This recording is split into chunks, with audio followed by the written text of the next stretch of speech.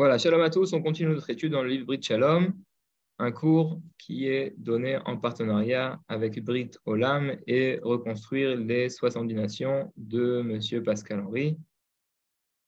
On était arrivé au 12e point du second chapitre. Le second chapitre qui nous parle des principes fondamentaux du Noachisme. Alors, on ne va pas tout reprendre. Pour ceux qui participent au cours, qui sont nouveaux dans le cours, je vous conseille de lire l'introduction et les premiers chapitres. Et on continue au point numéro 12 à la page 44. 12. Les lois rabbiniques instaurées par les sages d'Israël pour les Juifs n'engagent pas les enfants de Noé. Bon, alors ça demande d'élargir un petit peu ce point-là. Peut-être on va commencer par le début. La Torah a été donnée au peuple d'Israël sur le mont Sinaï par l'intermédiaire de Moïse, directement par Dieu. Donc Dieu a donné la Torah, deux Torahs en fait, la Torah orale et la Torah écrite. Donc la Torah écrite, c'est la Bible, enfin c'est pas la Bible, c'est la Torah, la première partie de la Bible, qui sont les Chumashim, les 5, comment on dit en français, le Pentateuque. Le Pentateuque, donc les 5 livres de la Torah, c'est ce que Moïse a reçu. Il y a une machloket, il y a une controverse dans la Gemara, dans le Talmud. Est-ce que Moïse a reçu seulement les premières, tout ce qui s'est passé jusqu'au don de la Torah, donc le livre de Bereshit et le livre de Shemot, donc le livre de la Genèse et l'Exode jusqu'au don de la Torah au mont du Sinaï. Et puis après, pendant 40 ans dans le désert, Moïse a écrit petit à petit toutes les ordonnances de Dieu. Et en fin de compte, à la fin des 40 ans, Moïse a tout rassemblé pour faire la Torah entière.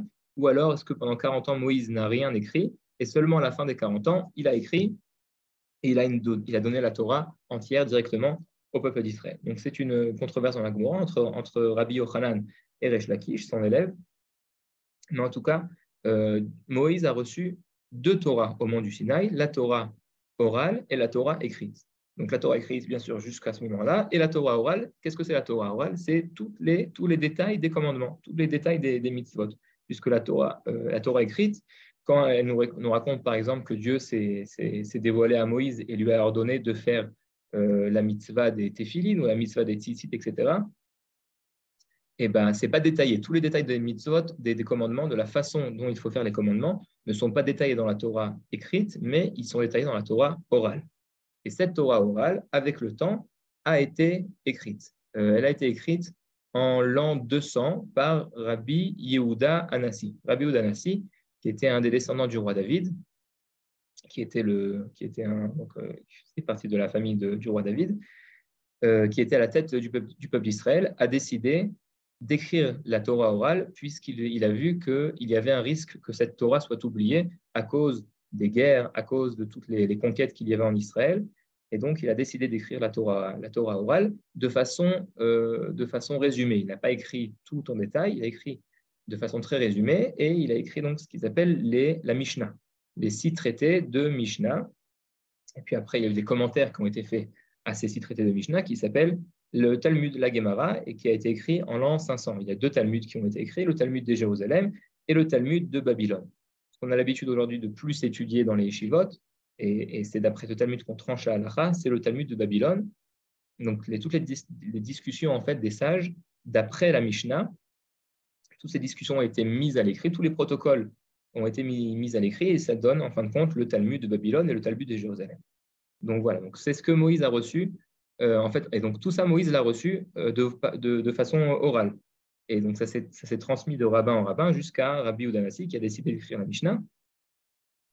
Et donc maintenant, ça c'est les lois orales de la Torah, c'est-à-dire que tous les commandements de la loi orale sont des commandements qui ont pas une puissance, mais qui ont comment est-ce qu'on pourrait dire en français, qui appartiennent à l'enseignement de la Torah. Maintenant, les rabbins, ont rajouté des barrières à ces commandements pour ne pas les enfreindre. Ça veut dire que puisque les rabbins, enfin, c'est Dieu dans la Torah qui a écrit, dans la Torah, Dieu a dit aux sages d'Israël de faire des barrières pour ne pas enfreindre les commandements. Ça veut dire que si, par exemple, dans la Torah, il est écrit qu'on n'a pas le droit de manger de la viande cuite dans du lait, alors les rabbins ont institué qu'en plus de l'interdit de ne pas manger de la viande cuite dans du lait, on n'a pas le droit de manger de la viande qui n'a pas été cuite avec du lait, mais de la manger ensemble, c'est-à-dire de prendre de la viande, mettre du fromage râpé dessus, même si ça n'a pas été cuit ensemble, c'est interdit de la manger par les rabbins. Donc les rabbins ont rajouté certains commandements pour mettre des barrières autour des lois de la Torah pour ne pas les enfreindre. Et donc ça, c'est les lois des sages d'Israël. Ce sont les lois rabbiniques. C'est ce que le Rav ici, dans le point numéro 12, appelle les lois rabbiniques. Et donc, les lois rabbiniques qui ont été instaurées par les sages d'Israël pour les Juifs n'engagent pas les enfants de Noé. Parce que plutôt, un peu plus haut, on avait dit que les Noachides avaient la possibilité de respecter avaient la possibilité de prendre sur eux en fait des commandements que les Juifs font, mais qui ne sont pas obligatoires pour les Noachides. On avait posé la question, est-ce qu'ils doivent le faire d'après tous les détails de la loi juive ou pas? Mais en tout cas, ici, le Rav précise que tous les lois rabbiniques instaurées donc, sur ces commandements-là que le Noachide voudra accomplir n'engagent pas les enfants de Noé. Donc, c'est pour ça que j'ai fait toute cette introduction pour vous situer un petit peu les lois de la Torah, les lois rabbiniques. Et donc, en fin de compte, le Rav nous dit que toutes ces lois rabbiniques n'engagent pas les enfants de Noé, mais seulement les Juifs. OK.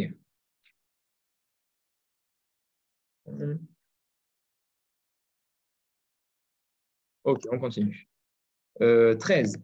Les sages noachides, agréés par la société pour juger et débattre de ces lois, se doivent d'être compétents dans la juridiction découlant de ces 7 commandements et de connaître les usages et l'état d'esprit de leur société. Alors, c'est intéressant, ça va nous reprendre à une partie de la Torah, la paracha de Matot. Matot Massé, la paracha de Matot qui commence par les vœux. Quelqu'un qui a fait un vœu, comment est-ce qu'on peut annuler ce vœu? Donc, il y a 2 façons d'annuler les vœux. Soit c'est le père qui entend sa fille qui fait un vœu, et donc sur le moment, le père annule, ou alors le mari qui annule le vœu. Mais si sur le moment, sur une personne qui aurait fait un vœu, mais qui n'a pas été annulé tout de suite, doit aller voir un tribunal rabbinique, et puis les rabbins lui posent certaines questions. Est-ce que si tu avais totale connaissance de cause, est-ce que tu aurais fait ce vœu, etc. Et donc, en fin de compte, ils arrivent à lui le délivrer, on va dire, de ce vœu. Et la Torah nous dit que pour délivrer une personne de son vœu, il faut aller voir le tribunal de sa tribu. Ça veut dire qu'il y a 12 tribus en Israël, et la personne qui appartient à une tribu ne pourrait pas aller voir un tribunal d'une autre tribu. Pourquoi? Le Rav Ashkenazi, Manitou, avait l'habitude d'expliquer, puisque chaque tribu a des coutumes différentes, a une façon différente de penser, a une culture différente, a des us et des coutumes qui sont différents, même si en fin de compte c'est le peuple juif. Mais chacun a sa manière de respecter et de vivre, et donc il faut aller absolument voir un tribunal qui comprend la façon de vivre de cette personne. Et donc, c'est seulement le tribunal de sa tribu qui peut comprendre la mentalité, l'état d'esprit de la personne pour vraiment savoir s'il était sérieux quand il a fait ce vœu ou pas. Et donc, on revient, ça touche ici ce point, que le Rav dit que les sages noachites qui ont été agréés par la société doivent, en plus d'être compétents dans tous les détails des lois, donc de connaître pas seulement le livre Shalom, mais de savoir aussi les sources, de connaître quelles sont les sources pour pouvoir répondre en cas de question, puisqu'en général, les questions, ce n'est jamais le cas précis qui est écrit dans le livre. Et donc, en plus de connaître ces lois et ces sources, il faut aussi comprendre et connaître les usages et l'état d'esprit de leur société. Donc, c'est pour ça que c'est très important qu'en plus de la connaissance des sources et de la littérature rabbinique par rapport aux lois des Noachides, il faut comprendre comment est-ce qu'un homme de la société réfléchit pour pouvoir instituer des lois qui soient compatibles avec cette société. Par exemple, des lois qui seraient compatibles avec une société occidentale ne seraient pas forcément compatibles avec une société, par exemple, africaine en Afrique. Comme je vous l'ai plusieurs fois déjà dit, le Rav Ashkenazi avait l'habitude de dire il y a plusieurs façons d'être homme. Ça veut dire qu'il n'y a pas une façon qui est supérieure ou une façon qui est inférieure. Il y a 70 facettes de l'humanité, 70 façons d'être homme, et chaque homme et chaque société a sa façon d'être homme, et donc pas forcément qu'une loi qui pourrait être compatible avec une façon d'être homme serait compatible avec une autre. Et donc c'est pour ça que le Rav nous dit que les sages doivent connaître toutes ces choses-là. Ok. 14. Les lois noachides engagent tant les hommes que les femmes. Alors, le Rav précise ça ici, puisque dans le judaïsme, il y a des lois qui engagent seulement les hommes et pas les femmes. En général, ce sont les mitzvot, les commandements, qui dépendent du temps. Ça veut dire que s'il y a un commandement qui dépend d'une certaine date, alors les hommes sont engagés à le respecter et les femmes non. Par exemple, écouter le son du chauffard le jour de Rosh Hashanah, le premier jour de l'année, on a un commandement d'écouter le chauffard. Et donc, comme ça dépend d'une certaine date, alors les hommes sont obligés d'écouter le chauffard, alors que les femmes sont exemptes de ces commandements.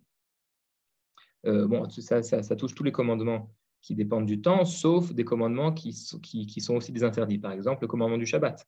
Le commandement du Shabbat, ça vient une fois tous les 7 jours. Donc, on pourrait dire que les femmes sont exemptes, mais comme le commandement du Shabbat est aussi des interdits, on n'a pas le droit, c'est un interdit, et donc les femmes aussi sont tenues de respecter. Donc, c'est pour ça que le Rav ici précise que par rapport aux lois noachides, les 7 lois noachides engagent tant les hommes que les femmes.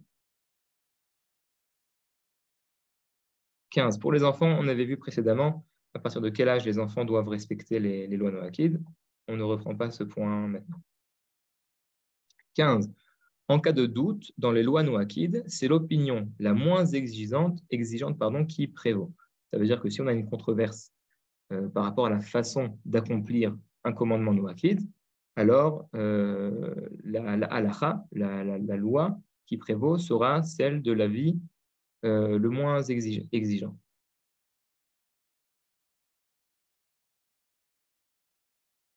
Le Rav, de temps en temps, le Rav, je pense, amène plusieurs des controverses des fois. Je pense qu'on va voir par la suite, par rapport, par exemple, à la consommation de chair vivante. Je crois qu'il y a une controverse entre entre les Amoraïm, entre les sages de la Gemara.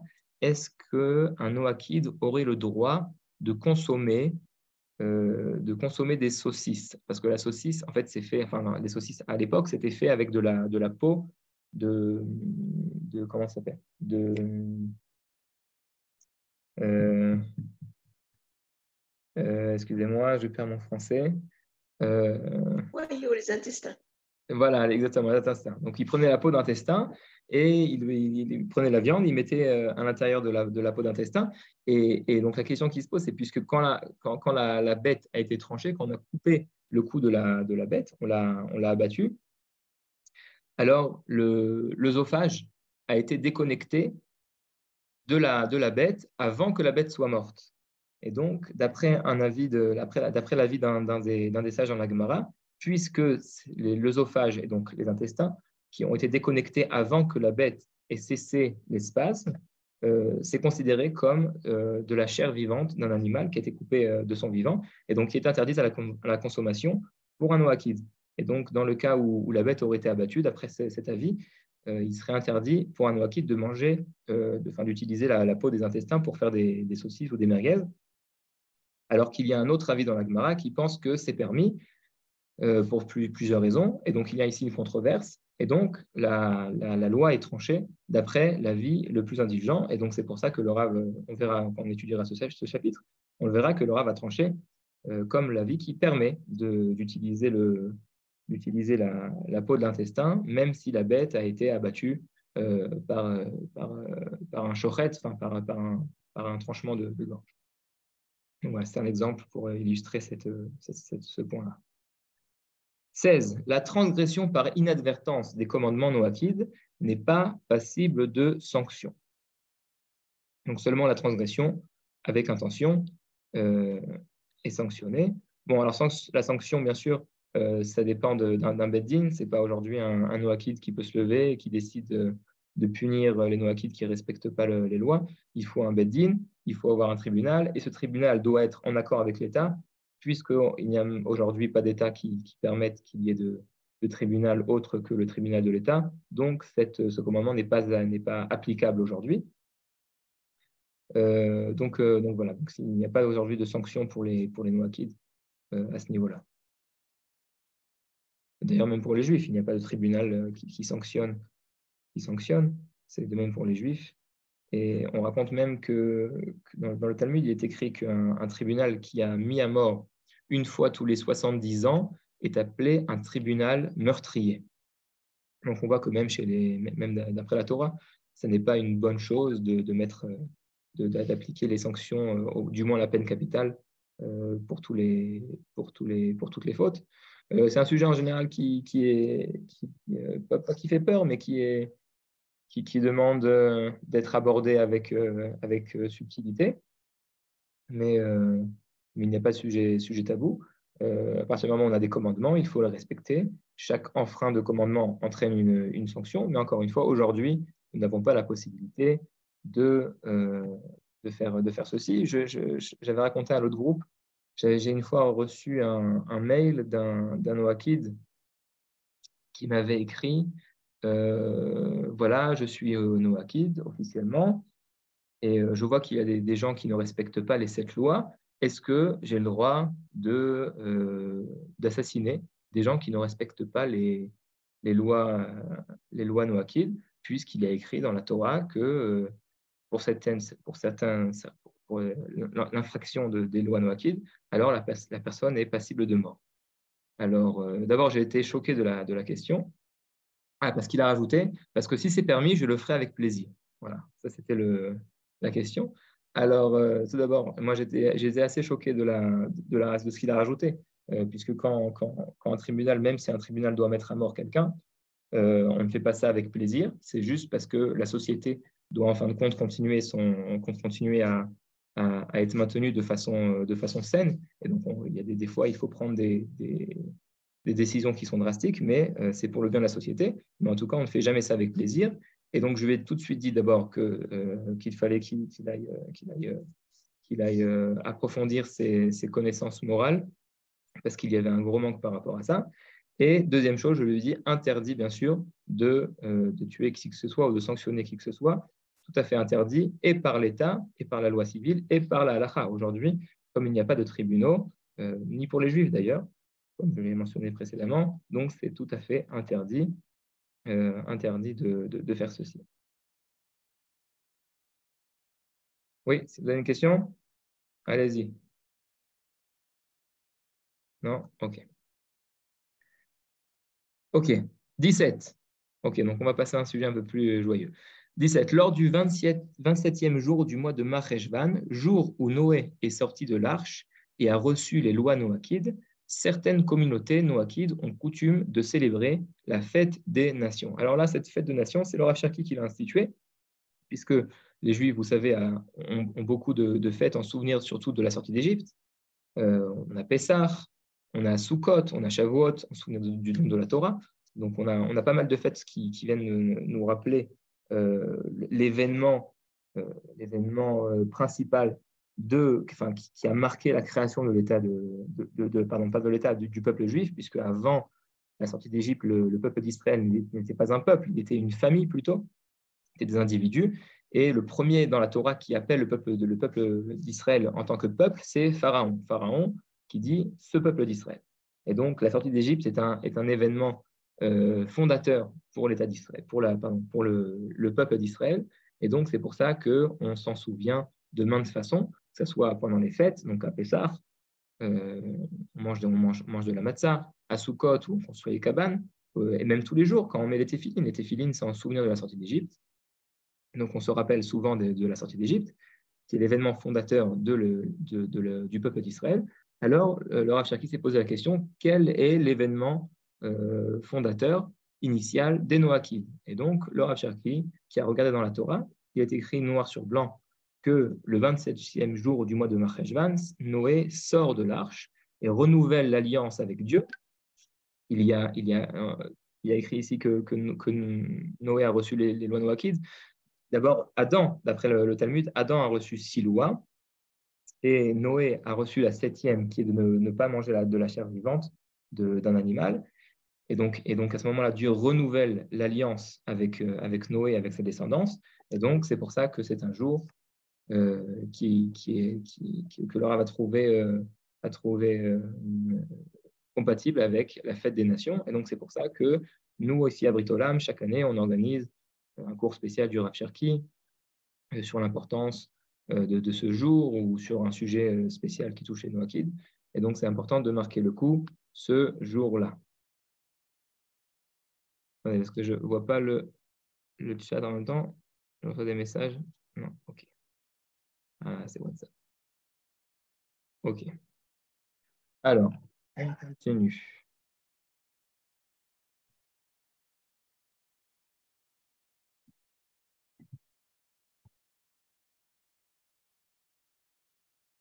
Ok, on va terminer le second chapitre. On va commencer le troisième, la connaissance de Dieu, loi concernant l'idolâtrie. Donc, le Rav, à son habitude, nous ramène des citations de versets au début de chaque chapitre. Je suis éternel ton Dieu. Donc, c'est le premier verset des 10 commandements. L'éternel est notre Dieu, l'éternel est un. C'est le chapitre du Kriyat Shema. Le Kriyat Shema, c'est ce qu'on récite 2 fois par jour, qui est en fait la déclaration d'acceptation de l'unité de Dieu. Troisième verset, sachez maintenant que c'est moi qui suis Dieu, moi seul et nul Dieu à mes côtés. Donc ça, c'est dans la paracha de Haazinu, l'avant-dernière paracha de la Torah. C'est une paracha qui nous relate les événements futurs à venir, une prophétie ici de Moïse, qui nous dit tous les événements qui vont se passer jusqu'à la fin de l'histoire. Et un des versets, c'est ce que le Rav cite ici. Tu n'auras point d'autre Dieu que moi, qui fait partie aussi des 10 commandements. Petit 1. La foi en l'existence de Dieu et en son unicité est le lot du peuple d'Israël, qui de ce fait a le devoir de propager dans le reste du monde le rejet du polythéisme. Alors, tout commence avec Abraham Avinu, qui après une longue période d'oubli d'existence de Dieu, puisque Adam Arishon, Adam le premier homme, bien sûr, était aussi un prophète, puisqu'on voit que Dieu s'adresse à lui directement. D'ailleurs, vous savez quelle est la définition d'un prophète? Qu'est-ce que c'est un prophète? D'après le judaïsme, ce n'est pas une personne qui a une boule de cristal et qui a des visions, etc. C'est tout simplement une personne avec qui Dieu parle. Donc, Dieu qui décide de parler à un homme, c'est un prophète. Et donc, Adam, qui a reçu le dévoilement de la parole de Dieu, est aussi un prophète. Et donc, Adam avait la connaissance de l'existence de Dieu. Mais avec les générations, nous dit la Torah, les gens ont commencé, donc c'est Maïmonide qui nous décrit tout ça dans le début de son livre de Halacha. Maïmonide, on va citer beaucoup Maïmonide pendant notre cours, puisque Maïmonide est le grand rabbin qui a parlé de façon ordonnée des lois noachides. Maïmonide a été le premier. Enfin, ça veut dire que ces lois apparaissent déjà dans le Talmud. Il y a de la littérature rabbinique sur ce sujet, mais le premier à avoir écrit de façon ordonnée sur le sujet est Maïmonide. Et donc, c'est pour ça qu'on se base beaucoup sur ses enseignements, en plus du fait que Maïmonide est une sommité rabbinique et qu'on ne peut pas aborder un sujet, que ce soit en loi, en commandement ou alors en pensée, sans citer l'avis de Maïmonide, même si on n'est pas d'accord avec Maïmonide. En tout cas, on ne peut pas parler de n'importe quel sujet dans le judaïsme sans citer l'avis de Maïmonide. Donc Maïmonide qui était un rabbin très important qui vivait au XIIe siècle, qui est né en Espagne. Peut-être je pense qu'on avait fait un petit topo sur sa personnalité un des cours précédents, mais c'est pas grave, ça fait pas de mal de reprendre ces choses-là. Maïmonide, donc, qui est né en Espagne, dans la ville de Cordoue. Cordoue en Espagne, qui à cause des persécutions des Almohadines, je ne sais pas comment il s'appelle en français. Almohadines, c'était une tribu de musulmans qui était assez extrémiste et qui ne tolérait aucune pratique en dehors de l'islam. Même si d'après le Coran, les juifs et les chrétiens ont le droit de continuer à pratiquer leur religion avec une certaine soumission à l'islam. Entre autres, il fallait payer la jizya. La jizya, c'est une taxe par tête.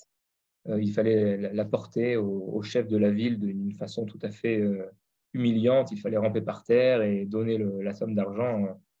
Je ne sais pas si c'était tous les mois ou toutes les semaines, quelque chose comme ça. En tout cas, d'après le Coran, c'est permis aux juifs et aux chrétiens de continuer à pratiquer leur religion. Et donc, cette tribu, je ne sais pas si on peut appeler cette secte, mais en tout cas, c'était un courant assez extrémiste dans l'islam qui avait décidé que les Juifs n'avaient pas le droit de continuer à pratiquer leur religion, même sous les lois de soumission. Pareil pour les chrétiens. Et donc, ils ont commencé à faire des persécutions des Juifs. Et donc, les Arabes, les musulmans qui étaient en Espagne, du moins dans le sud de l'Espagne, donc Maïmonide, à cause de ça, a dû, avec sa famille, quitter l'Espagne. Il est passé par le Maroc, dans la ville de Fès. Et puis après, il est parti pour l'Égypte. L'Égypte, il est monté en Israël. Il est resté pas longtemps en Israël, à peu près 1 an. Et puis, comme il y avait la famine en Israël, Maïmonide a dû redescendre en Égypte. Et il a terminé ses jours en Égypte en étant le médecin officiel du sultan qui s'appelait Saladin. Saladin, un sultan qui est assez connu. Et donc, Maïmonide était son docteur officiel. Voilà, ça c'est pour la vie de Maïmonide. Donc Maïmonide a écrit 2 livres principaux. Maïmonide a écrit pas mal de livres. À l'âge de 16 ans, il a écrit déjà un résumé du traité de logique d'Aristote. Alors d'abord, il faut savoir que Maïmonide appartient au courant philosophique de la pensée juive. Il y a plusieurs courants. Il y a le courant philosophique, il y a le courant plus ésotérique qui appartient à la loi à la Kabbalah. Il y a d'autres courants. En tout cas, Maïmonide appartient au courant philosophique, donc qui a été beaucoup influencé par les écrits et les traductions en arabe des écrits d'Aristote et de Platon, même si Maïmonide lui-même ne savait pas lire le grec et n'a pas vu les écrits en grec d'Aristote et de Platon. Il a lu seulement les traductions des philosophes arabes qui s'appelaient Ibn Rushd ou alors Ibn Sina ou alors Al-Farabi. Il y avait plusieurs philosophes arabes et donc il a lu leurs traductions qui étaient aussi partiellement des commentaires. Et donc c'est ce qu'il avait sous la main. Et donc Maïmonide a écrit 2 livres principaux. Alors j'ai commencé par le premier livre qu'il avait écrit à l'âge de 16 ans. C'est un raccourci du traité de logique d'Aristote. Puis après, à l'âge de 18 ans, de 18 à 23 ans, il a écrit toute une explication en arabe sur la Mishnah. Pourquoi il a écrit ça en arabe? Parce que les Juifs de l'époque comprenaient l'arabe et comprenaient moins l'hébreu, donc c'est pour ça qu'il a écrit ça en arabe. Et puis après, il a commencé à écrire son livre monumental de loi du judaïsme qui s'appelle le Mishneh Torah. Le Mishneh Torah, c'est un livre qui comprend 1000 chapitres exactement, 1000 chapitres, où toute la loi orale est résumée et tranchée aussi, puisque des fois il y a des controverses dans le Talmud. Et donc, Maïmonide a tranché les controverses. Et donc, il a écrit ce livre qui s'appelle le Mishneh Torah. Et c'est là-bas, à la fin du Mishneh Torah, que Maïmonide ramène toutes les lois des Noachides de façon ordonnée, comme je vous ai mentionné précédemment. Donc, ça, c'est le premier livre monumental de Maïmonide. Et le second livre de Maïmonide, c'est le Guide des Égarés. Le Guide des Égarés, qui est un livre de pensée juive, pensée philosophique juive, dans lequel il prend toutes les opinions des philosophes et il vérifie s'ils sont compatibles avec la Torah ou pas. Et donc là où c'est compatible, alors Maïmonide nous dit c'est bon, on peut accepter ces choses-là. Et là où ça n'est pas compatible, Maïmonide l'écrit et explique pourquoi ça n'est pas compatible. Par exemple, d'après les philosophes, le monde est kadmon. Kadmon, ça veut dire que le monde a toujours existé, il n'a pas été créé. Et donc Maïmonide nous dit que d'après la Torah, le monde a été créé. Et donc il explique pourquoi comment est-ce qu'il faut comprendre ces choses-là. D'ailleurs, on ne va pas rentrer dans ce sujet, mais c'est intéressant de voir que même d'après Maïmonide, on ne peut pas trancher avec l'intelligence est-ce que le monde a été créé ou pas. C'est seulement parce qu'on a reçu en tradition au mont du Sinaï que le monde a été créé, que nous croyons à cette chose-là. En tout cas, avec l'intelligence de l'homme, les 2 choses sont possibles. Il n'est pas possible de trancher ni d'un côté ni de l'autre. Voilà, ça c'était entre parenthèses. Donc ça, c'est les 2 livres monumentaux qu'a écrit Maïmonide. Et donc, pourquoi je vous disais tout ça?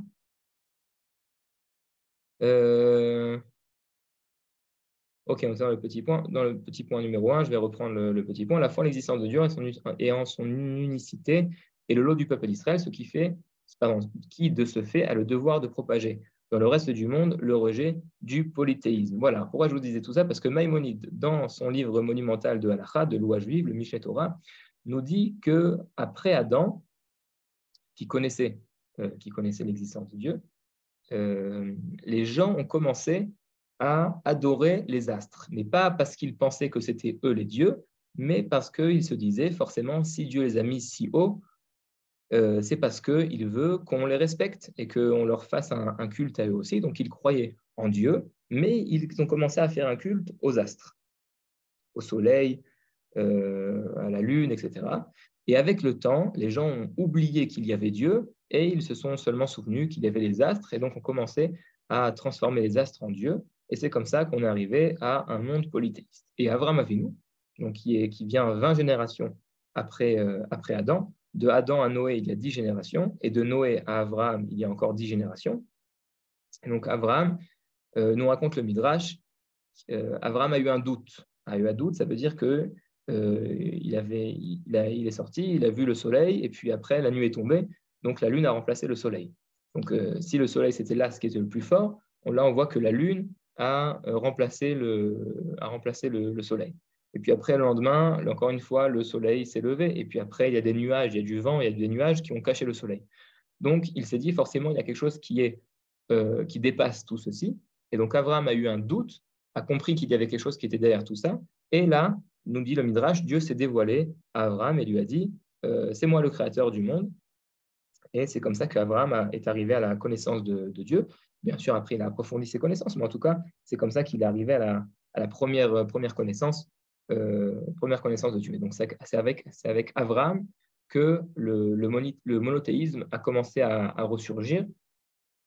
Et donc, c'est pour ça qu'Abraham aussi a été choisi par Dieu pour faire un peuple qui va propager ce monothéisme dans le monde entier. Et donc, c'est pour ça que le Rav ici écrit que c'est le lot du peuple d'Israël qui a le devoir de partager et de propager cette connaissance dans le monde entier. Petit 2. Le but de la vie de l'homme est la connaissance du Créateur. Cette connaissance inclut la crainte et l'amour de Dieu. L'amour de Dieu implique toute action qui mène les hommes à sa connaissance. Alors, encore une fois, ça c'est une citation de Maïmonide. Maïmonide qui, d'abord il faut prendre ça au début. Dans la Torah, il est écrit que l'homme a été créé à l'image de Dieu. Betselem Elohim bara otam. Donc à l'image de Dieu, bien sûr, Dieu n'a pas d'image, n'a pas de corps. Et donc, comment est-ce qu'il faut comprendre cette expression de la Torah, le Tselem Elohim? Maïmonide, encore une fois, nous explique que le Tselem Elohim, l'image de Dieu, c'est l'intelligence de l'homme. L'homme se spécifie du reste de la création par son intelligence. Alors, il y a deux façons d'aborder la chose.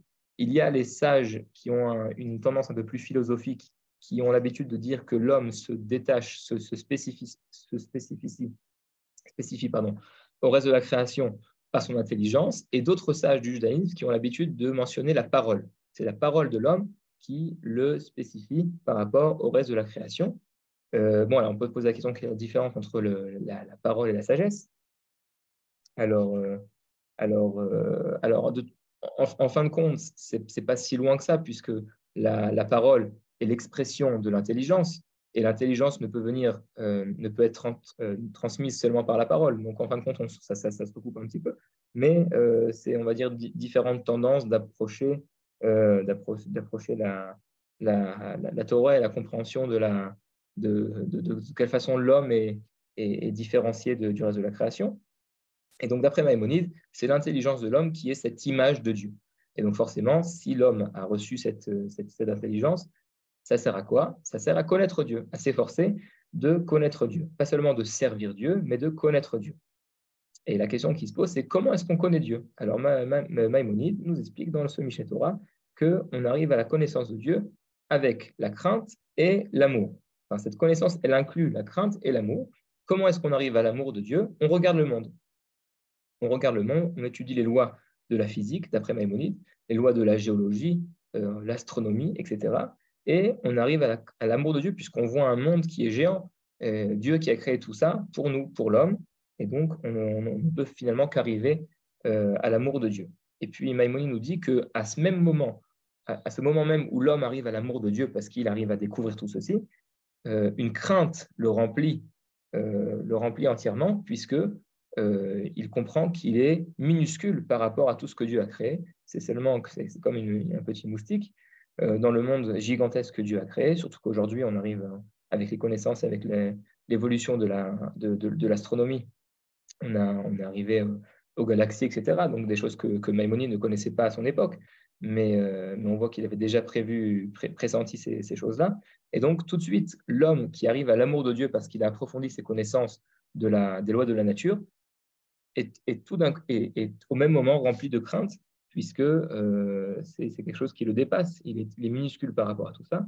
Et donc, ces deux choses-là, la crainte et l'amour, sont inclus dans la connaissance de Dieu. Donc, je reprends la dernière phrase. L'amour de Dieu implique toute action qui amène les hommes à sa connaissance. Et donc, dans l'amour est aussi compris toutes les actions qui amènent les hommes à la connaissance de Dieu. Donc, ça, c'est d'après Maïmonide. Est-ce qu'on a encore un peu de temps? Je pense qu'on va s'arrêter ici. Si vous avez des questions, allez-y, c'est le moment. Et on reprendra la prochaine fois. Je me mets le petit signe comme ça. Alors, allez-y, si vous avez des questions, je vous écoute. Vous pouvez lever la main pour pas que tout le monde parle en même temps. Très bien. Allez-y, Catherine, shalom. Oui, alors le texte, vous l'avez plus. Juste la dernière phrase là, qui vient d'être. L'amour de Dieu implique toute action qui mène les hommes à sa connaissance. Oui, c'est ça. Est-ce que c'est à comprendre que euh, notre amour de Dieu doit se traduire dans le fait d'amener la connaissance à d'autres? Oui, tout à fait. C'est ça, c'est ce qu'il veut dire? Tout à fait. Puisque si on aime quelque chose, alors on veut que le plus de personnes l'aiment aussi. Et donc c'est pour ça que ça fait partie aussi le fait de propager et d'amener les autres personnes à la connaissance de Dieu. Ça fait partie aussi de l'amour de Dieu. Puisque plus on aime Dieu, plus on a envie de faire profiter les autres personnes de sa connaissance. Antonio. Je voudrais dire quelque chose de plus légèrement personnel, mais peut-être que j'avance. Moi, j'ai toujours C'est enregistré. Ça. une... Vous voulez que j'arrête l'enregistrement? Non, non, non, non, non, non, non. Je veux dire, je pense que j'avance dans le... moi, j'ai toujours été passionné pour l'archange Michel. Pour là? C'est que l'archange Michel. Michel. Okay. Michael, oui. Michael. Oui, Michael. Donc, j'ai quelque chose depuis toujours. Je suis sûr que j'ai vécu toujours ça comme un idolâtre. Mais comment je pourrais conserver cet amour que j'ai pour lui, mais ne pas passer pour l'idolâtrie? Ça, c'est ma question. Alors, c'est une excellente question. Ça ne touche pas directement ce qu'on a étudié, mais je pense que c'est important puisqu'il y a pas mal de gens aussi qui peut-être se posent des questions. Qu'est-ce que c'est les anges? Et donc, je pense que le Rav le mentionne, je ne suis pas sûr. En tout cas, c'est important de comprendre que d'après le judaïsme, les anges ne sont pas des petits bébés qui ont des ailes et qui volent. Si c'est un bon ange, alors il est tout blanc, il a une couche. Et si c'est un mauvais ange, alors il est tout rouge et il a un trident. Il y a des corps. Il a un trident. Alors, les anges, d'après le judaïsme, c'est une volonté de Dieu. En fait, ça veut dire que Dieu a la volonté, par exemple, de guérir un homme. Alors, il envoie l'ange qui s'appelle Raphaël. Raphaël, c'est la guérison. Et donc, c'est une volonté de Dieu. C'est un dévoilement de la volonté de Dieu. Les malachs. Les malachim, les anges, ça n'est pas des entités par elles-mêmes, mais ce sont des dévoilements de volonté de Dieu. Et donc, c'est pareil pour l'ange de Gabriel, et c'est pareil pour l'ange de Michel.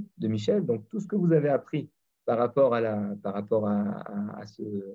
l'archange Michel ou Michael, si vous comprenez que c'est en fin de compte une volonté de Dieu qui n'est pas quelque chose d'une entité par elle-même, alors ça n'est plus de l'idolâtrie. Enfin, de toute façon, il n'y a pas de culte qui est voué aux archanges, mais on les considère comme des entités à part.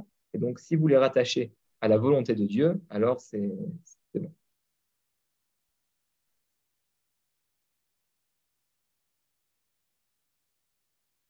Alors, il y a une question dans le chat. Comment doit-on se comporter lorsque l'on passe devant un monument qui va à l'encontre de l'unicité? Attendez, parce que la question a été coupée. De l'unicité de Akadosh Baruch Hu. Eh ben, on continue à marcher. On continue à marcher. On ne s'arrête pas devant. C'est ce qu'on va étudier plus tard dans le chapitre qui parle de l'idolâtrie. On n'aura pas le droit, par exemple, de s'arrêter et de faire son lacet, par exemple, devant cette statue ou devant ce monument, puisque ça pourrait, quelqu'un qui voit ça de l'extérieur pourrait voir que quand on se prosterne ou qu'on fait n'importe quel culte, donc il ne faudra pas s'arrêter, refaire son lacet. En tout cas, on a le droit de passer devant, il n'y a aucun souci. Mais on touchera ça plus en détail dans le prochain chapitre qui parle de l'idolâtrie. Madame Alessi, allez-y.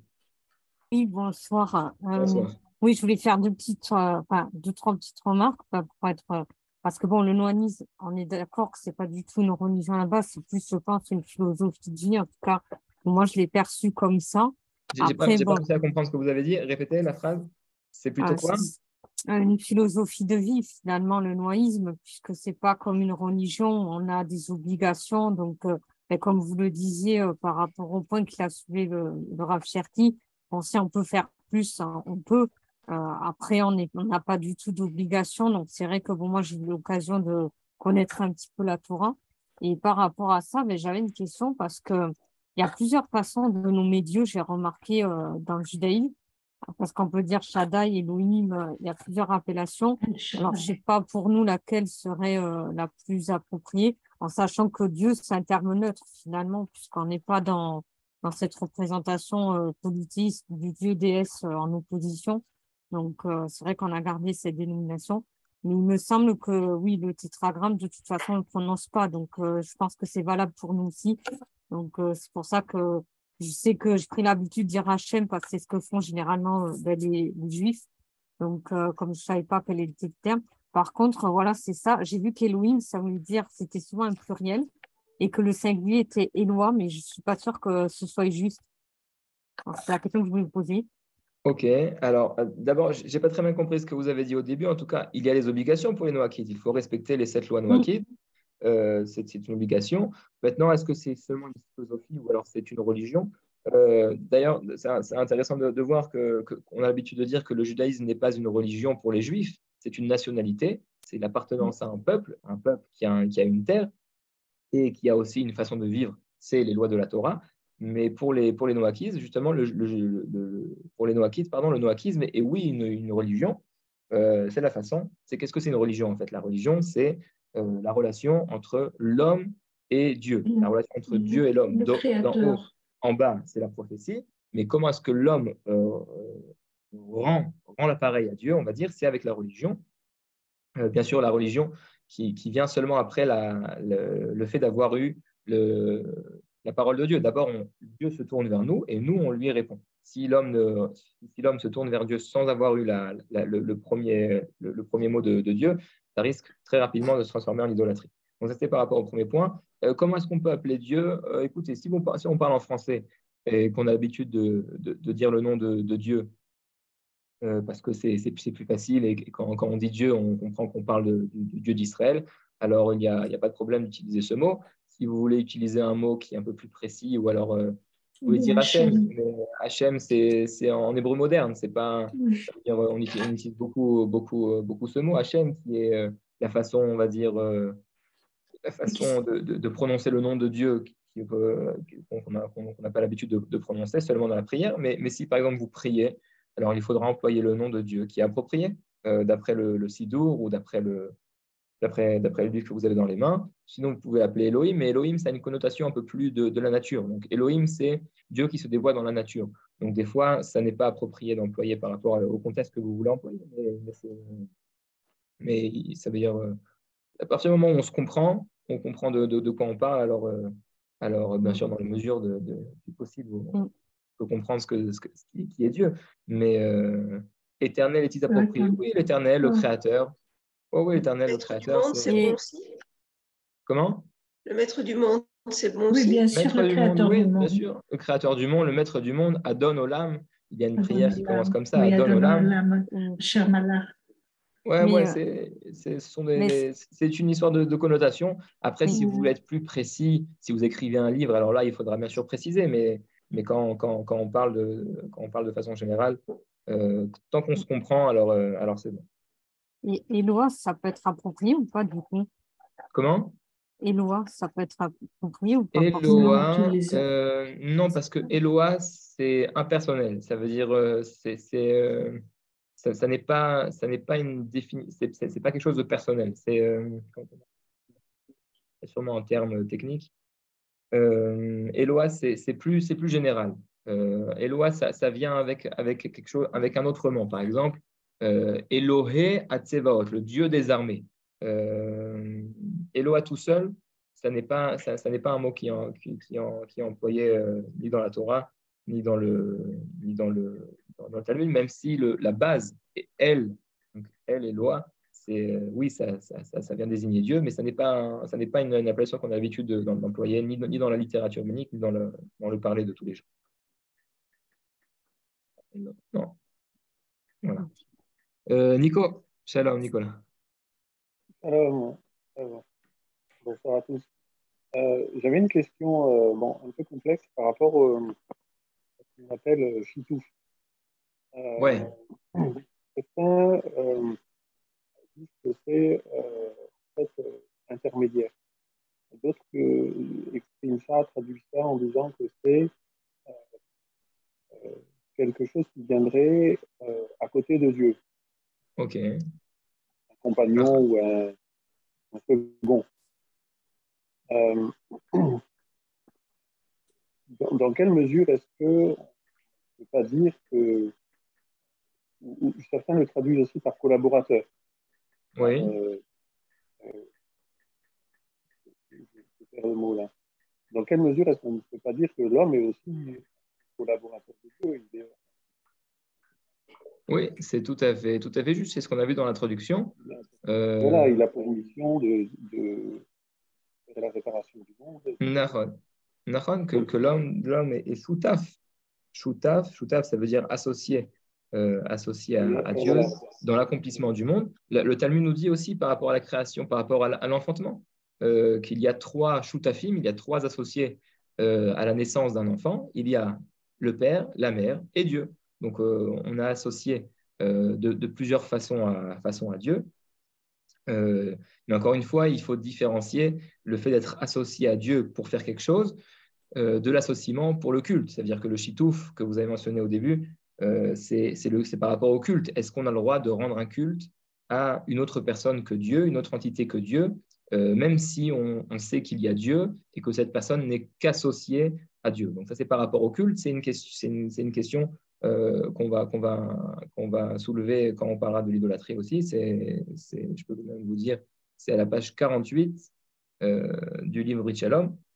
Le Rav en a parlé, mais si on parle de l'association par rapport à l'accomplissement du monde, etc., alors il n'y a aucun souci. On peut dire que l'homme est associé à Dieu par rapport à ça. C'est même ce qui est écrit dans la Torah. Asher bara Elohim la asot. La fin du premier chapitre de la Torah, après la création de l'homme. Donc la Torah nous raconte que Dieu a terminé de la création du monde. On rentre dans le septième jour où Dieu se repose. Et donc, c'est le monde que Dieu a créé pour faire. Pour faire, ça veut dire que c'est l'homme qui doit compléter la création de Dieu et l'amener à un certain niveau. C'est ce qu'on avait mentionné le cours d'avant, quand on avait parlé de la différence entre le sixième jour, le septième jour et le huitième jour. Donc, tout à fait, on peut Donc parler de l'homme l'homme. est une forme d'associé avec Dieu pour l'accomplissement du monde. J'arrive pas à entendre ce que vous dites. Oui, je dis, donc, je m'approche un peu, désolé, de Ok. forme image. L'homme, donc, on peut dire qu'il est associé à Dieu pour la finalité du monde, pour l'accomplissement du monde. Mais dans quelle mesure, surtout dans les questions, dans les interdits, à quoi est-ce qu'il correspond exactement? Parce que, par exemple, quand il y a, on a l'habitude dans certaines communautés d'aller prier sur la fin du message, d'aller lire des télim sur la fin du message, et on dit que leur intercession, par leur mérite, leur intercession auprès de Dieu, peut nous apporter des bénédictions, peut nous apporter des bénéfices. Ça, c'est clairement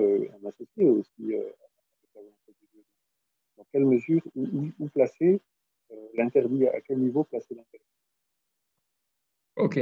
Je doute pas aussi que la question est ensuite de ce qui s'est passé cette semaine. La semaine dernière, pardon, il y avait la Iloula de Baba Saleh. Baba Saleh, qui est un grand sage d'Israël marocain, et on a l'habitude de faire des Iloulotes et des Askarot à Baba Saleh. Oui, on a entendu parler de ça un peu. Voilà, c'est ça. Je pense que la question aussi est en rapport avec ça. En tout cas, encore une fois, là, on parle de culte. On parle de culte, de prière. Donc, c'est interdit de prier à une personne qui est morte, même si c'est un très grand rabbin, mais on va sur le tombeau d'un sage pour prier Dieu, pour que, par le mérite du sage qui se trouve ici enterré, Dieu nous accorde des bénédictions et l'accomplissement de nos prières, etc. En général, il y a toujours quelqu'un qui est chargé de rappeler ceci au public qui vient prier sur un sage. On était à Prague il y a 2 semaines. On est parti sur la tombe du Maharal. Et quand on était en train de prier, il y a un Noachide qui a dit n'oubliez pas, il ne faut pas prier le Maharal, mais il faut prier Dieu par le mérite du Maharal. Donc en général, il y a toujours quelqu'un qui vient rappeler cette chose-là. Mais en effet, on ne prie pas un défunt ou même un tzaddik. Un tzaddik qui est vivant, un grand rabbin qui est vivant, on ne prie pas à lui, mais on prie à Dieu. Ou alors on demande à ce sage de prier Dieu en notre faveur. Mais encore une fois, la prière est destinée uniquement à Dieu. Bon, après, encore une fois, c'est pas tout le monde qui comprend ceci. Et puis, on ne va pas commencer à faire une guerre atomique parce que les gens ne se rappellent pas ces choses-là et vont visiter les tzadikim et prient le tzadik. Mais de façon générale, comme vous le mentionnez, en effet, il faut faire attention à ça. Il n'y a pas de chitouf par rapport à ça. Ok. Jacob, shalom Jacob. Shalom, Toda Rabbi, pour l'enseignement. C'était super. Et je vous demandais le premier point sur le fait qu'Israël doit croire et crier Hashma. Et les nations doivent rejeter l'idolâtrie. C'est les deux étapes, les deux niveaux, les deux côtés. Mais aussi dans les Noachid, il y a les deux niveaux, les Chachamim et Chassidim, parmi les Noachid. Rambam l'a dit, en effet.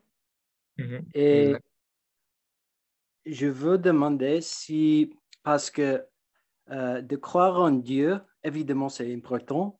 Et pour croire que Dieu a donné la Torah sur Har Sinai, mais aussi pour les gens dans notre monde qui ne croient pas, en effet. Je vois qu'il y a un chemin pour agrandir dans la foi, mais commencer au niveau de rejeter l'idolâtrie. C'est plus facile de... Est-ce que ça, c'est important dans la France comme aujourd'hui? J'ai compris. Alors, de façon générale, si je résume votre question, c'est est-ce que l'obligation de la connaissance de Dieu ou de fait d'avoir foi en Dieu pour un Noachide est seulement le fait de rejeter l'idolâtrie, ou alors est-ce qu'il y a, donc c'est quelque chose de négatif, il faut rejeter l'idolâtrie, ou alors est-ce qu'il y a un commandement positif de croire en Dieu? D'abord, c'est une question entre les rabbinim. Il y en a qui ont dit que pour un Noachide, ça suffit qu'il rejette l'idolâtrie, ça suffit. D'autres rabbinim m'ont dit non, il faut qu'ils arrivent aussi à la connaissance de Dieu, à croire et à avoir foi en un Dieu unique. Donc ça, c'est une controverse au niveau des rabbinim. Maintenant, au niveau stratégique, encore une fois, bien sûr, il faut commencer étape par étape. Donc d'abord, commencer par le reniement et de l'idolâtrie, et puis pour arriver en fin de compte à la connaissance de Dieu. Vous savez que la connaissance de Dieu, même pour les Juifs, ce n'est pas quelque chose qui est facile. Ça prend des années d'études, même des vies et des vies d'études. Ce n'est pas en une seule vie qu'on peut atteindre cette connaissance, mais petit à petit, on avance. Et donc, même pour les Juifs, c'est des choses qui prennent des années de labeur et d'études et d'approfondissement. Maintenant, donc ça, c'est par rapport au niveau technique, bien sûr. Bien, commencer étape par étape. Qu'est-ce que je voulais dire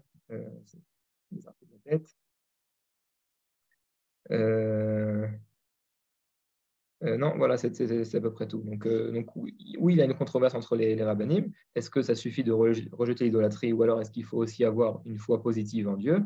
Et secondement, il faut faire ça de toutes les façons en étapes. D'abord rejeter l'idolâtrie et puis après arriver à la connaissance de Dieu. Maintenant, le verset Shema Israël que vous avez mentionné, je pense que le Rav l'a mentionné au début du chapitre. Je n'ai pas élargi le sujet, mais peut-être que le prochain cours, on reprendra ce sujet. Quelle est la signification historique? À quel moment ce verset a été dit dans l'histoire? Puisque ça a une signification pas seulement pour le peuple d'Israël, mais pour toutes les nations. Et donc, on pourra peut-être commencer le prochain cours par ceci. Merci. Voilà. Oui. Ken, vous avez une autre question? C'est Rose. J'entends pas? C'est Rose. Je ne sais pas si vous m'entendez. Oui, je vous entends maintenant.